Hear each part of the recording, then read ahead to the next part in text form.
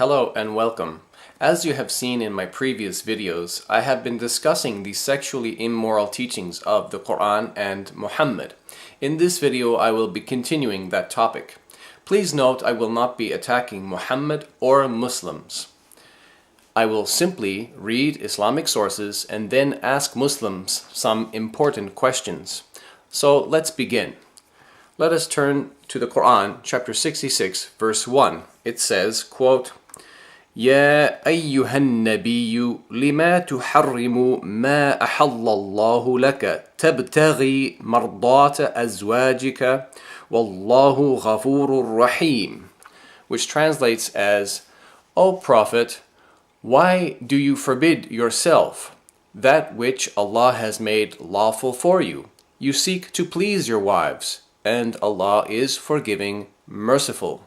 Now, in order for us to understand the historical context of this Quranic revelation, we first need to turn to the tafsir or exegesis literature for an official Islamic commentary on the Quran. When we do that, we find something very disturbing. In Tafsirul Jalalain, which is one of the most popular classical commentaries, we read the following explanation of Quran chapter 66, verse 1. Quote, O Prophet, why do you prohibit what God has made lawful for you? In terms of your Coptic handmaiden Maria, when he lay with her in the house of Hafsa, who had been away, but who upon returning and finding out, became upset by the fact that this had taken place in her own house and on her own bed, by saying, she is unlawful for me, seeking by making her unlawful for you, to please your wives. And God is forgiving, merciful, having forgiven you this prohibition. Now we are starting to understand what the Quran is actually saying in chapter 66, verse 1.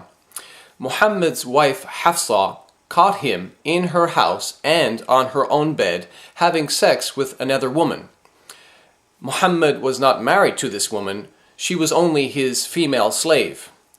Her name was Maria, or Mary, and she was originally a Coptic Christian from Egypt. As you would expect, when Muhammad's wife Hafsa came home and found out about the sex, she became very upset, and Muhammad found himself under pressure. So he promised to stop having sex with the female slave. And when we continue reading the tafsir for just 2 verses later in ayah number 3, we notice that Muhammad was seeking to avoid further embarrassment because he told his wife, do not reveal it. Now, if you're a Muslim or if you're considering converting to Islam, you might be questioning the validity of this embarrassing story in the tafsir. You might be saying to yourself, this can't be true because Muhammad was a holy man, a true prophet of God, while this story describes a man who disrespects his wife and is unable to control his wild sexual passions.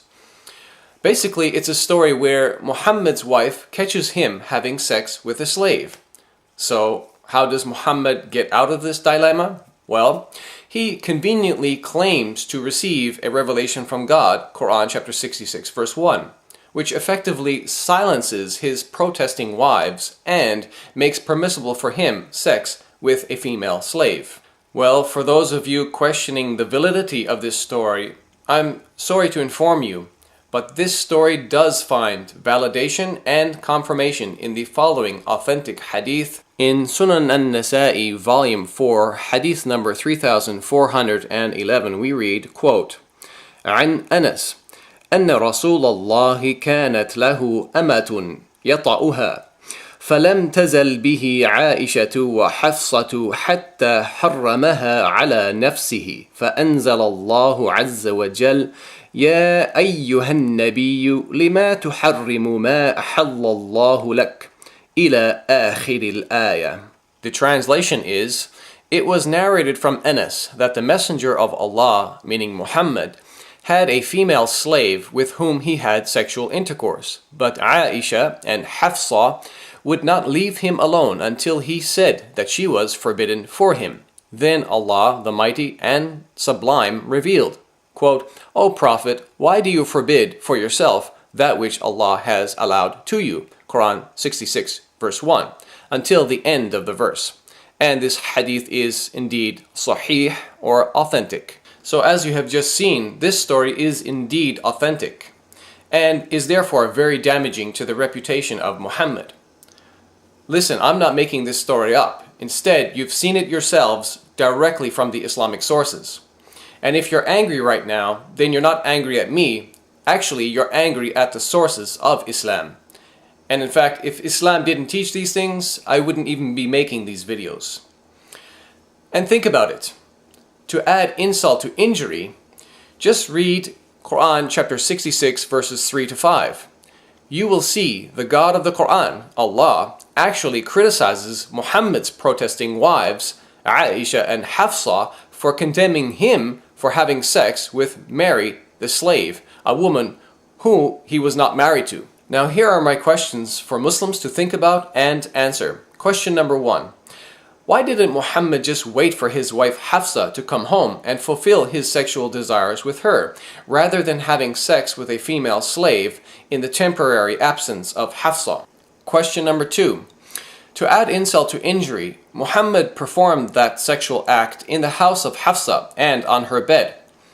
Do you think Muhammad acted sensitively and respectfully to Hafsa?